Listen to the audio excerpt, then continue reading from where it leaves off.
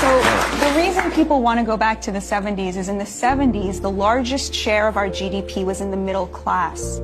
And that was not separate from the fact that 25% of our economy was in manufacturing. Right, the largest share of our GDP was in the middle class, the biggest chunk, the middle class, people who were middle income. Came from the middle, and now it comes from what? The rich. Now, the top 20% controls over 50% of the GDP.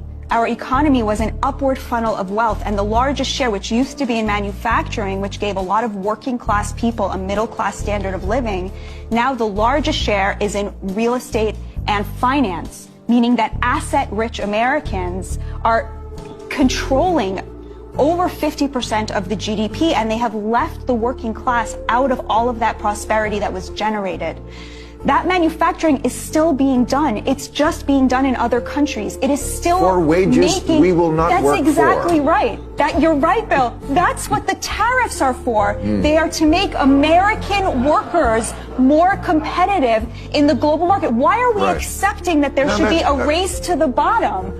You know, China, what is its competitive advantage over us? It's that it pays slave wages. Why should we accept that? They're still manufacturing our PPE, our pharmaceuticals, our cars. They're making all that stuff. Trump says there are 5 industries that we cannot have any kind of national security without having a stake in them. Pharmaceuticals, lumber, steel, aluminum, and I forget what the 5th one was.